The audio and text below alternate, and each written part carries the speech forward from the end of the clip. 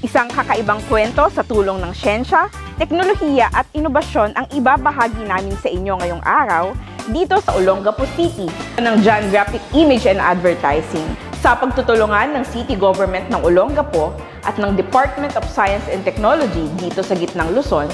Pinaigting ng mga nasabing sangay ng pamahalaan ang advokasiyang isulong ang programa ng siyensya, teknolohiya at inobasyon.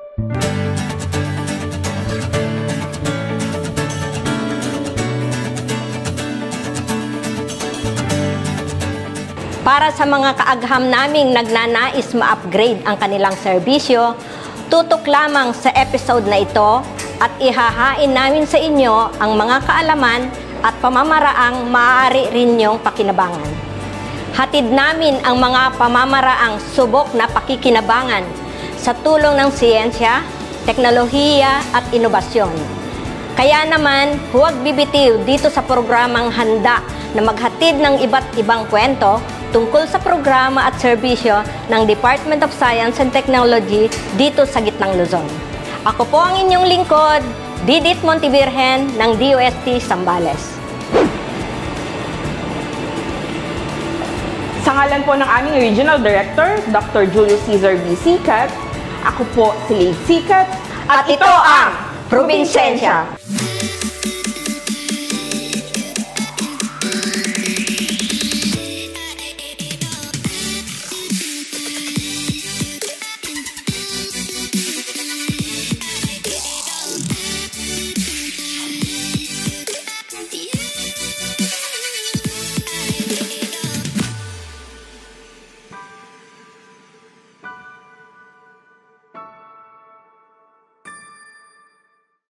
Ako po si Johnny Ramos Pahela, owner po ng John Graphic Image Advertising, at ito ay matatagpuan po dito sa De La Cruz Street, malapit sa SM Central, Olongapo. Ayun, nagsimula ang John Graphic Image nung ako ay utusan pa lang noon na kasi may mga graphic artist po talaga doon na sila yung sumasahod. So kung ano yung mga kailangan po nila, ako yung uutusan, bibili doon sa hardware at kung saan-saan pa, maglilinis ng mga lugar na kung saan sila nagtatrabaho. Naisipan ko na mag-aral ng computer graphics dito sa SBMA before. Kaya lang, ang hindi ko siya natapos kasi nga, nagtatrabaho din ako noong time na yon at nag-aaral. So, pag meron kaming mga project man na ibibigay or ano man yung iano sa amin ng mga lesson doon sa school, hindi ko siya on time nagagawa. Unlike doon sa mga classmate ko kasi magbibigay ng project. Pagkatapos ng school, uuwi na ako, magtatrabaho. Samantalang yung mga classmate ko po, nandun lang sa school gumagawa. So kinabukasan, pagpasok namin ulit, sila magpapasa na nung project namin. Ako doon palang gagawa. Kasi wala rin akong computer noon sa shop ko noon. Ang ko noon, sabi ko matuto lang ako mag-on-off ng computer, mag-open ng mga program na kailangan ko, okay na sa akin. Hindi ko na natapos yung second sem, nag-drop out na ako. So ang ginawa ko noon, self-study na lang. Inaral ko na lang kasi nagkaroon na kami ng computer noon nung nag-drop out na ako. Kaya yun, nag-aral na lang ako ng sarili ko na hanggang sa matutunan ko lahat ng mga program na kailangan namin dito sa pag-layout. Sa t-shirt printing, ako na rin nag-layout ng mga design ng t-shirt printing noon. Trabaho ko noon hanggat hindi ako inaantok hanggang alas 12 ng gabi, nagtatrabaho ako kung computer pa rin. Kinabukasan na naman, gigising na naman ng 6 o'clock. Di pa nakakapag-almusal, diretso trabaho na ulit. Kaya makakapag-almusal noon, magsasalubong na yung tanghalian tsaka almusal. Kasi hands-on din ako, hanggang ngayon hands-on. Kung kaya kong gawin ko na. Kung hindi ko na kaya, doon ko na iutos. After noon, doon ko na yung John Graphic Image Advertising. Sa pangalan ko na siya, yung John Graphic Image. Ang mga service na in-offer po namin, katulad ng tarpaulin printing, mga billboard, mga signages, build-up letters, panaplex, basta lahat ng mga indoor-outdoor na mga signages po, yun yung mga ginagawa po namin. Kung bakit kami nag-avail nitong sa program setup ni DOST, dahil sa itong nagdaang pandemic na medyo nahirapan na po kami. Kasi siyempre kailangan namin ng mga pan-daily needs po namin. Kaya yung time na yun talaga as in halos na zero. Tapos, yung mga machine po namin, time ng pandemic, hindi namin siya agad-agad napupuntahan. Kasi dapat, everyday siya nabubuksan. Meron yung 2 months halos, hindi namin napupuntahan kasi nga pandemic, hindi ka makakalusot talaga kahit saan ka dumaan. Nung medyo nagluwag na siya, nung napuntahan na namin yung mga machine namin, yung iba is sira na yung mga head. Kasi natuyo na po siya. Oo, kasi kailangan yun nga, everyday dapat siyang binubuksan. So, months siya bago nabuksan. Kaya nung hanggang sa nagluwag na talaga, nugod na yung mga machine namin. Lumapit ulit kay DOST. Although, second time na namin yun eh. Nung una po kasi, nag-try kami, hindi namin na-workout kasi nagulat kami dun sa mga requirements. First time namin maka-encounter ng mga ganon. Kaya sabi namin, wag na lang muna, saka na lang. Kaya itong na talaga, doon na kami naglakas ng loob na bumili at lumapit kay DOST kasi kailangan na namin si DOST.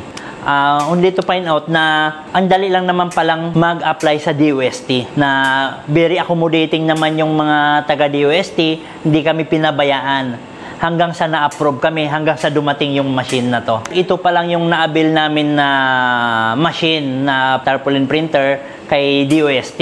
Yung machine na po na to, kaya ito yung pinili namin na i-acquire through DOST kasi ito na yung, sa tingin ko, ito na yung pinakabagong technology ngayon sa tarpaulin printing.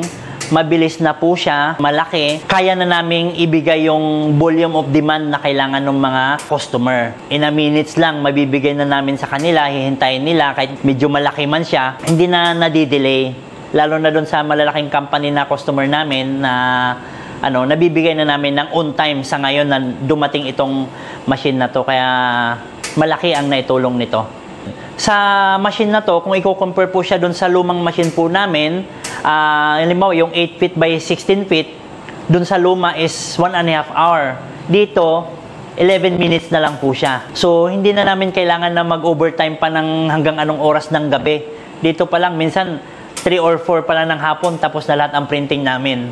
Samantalang doon sa luma, minsan abutan pa ng 10 ng gabi matapos na namin lahat ng mga printing namin.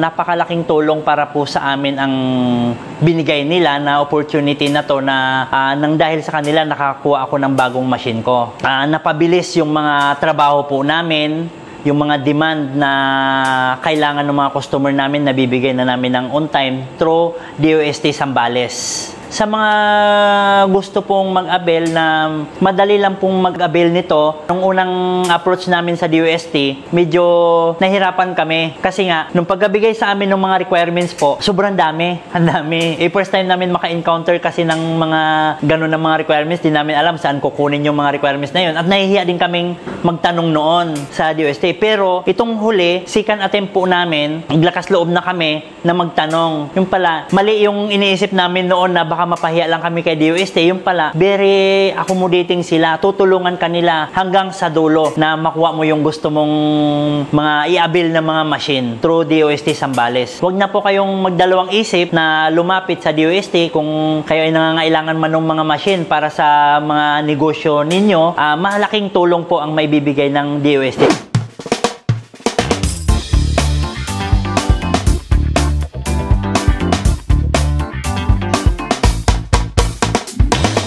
Ikaw ba ay isang negosyante katulad ng John Graphic Image Advertising na naghahanap ng paraan upang ma-upgrade ang iyong negosyo?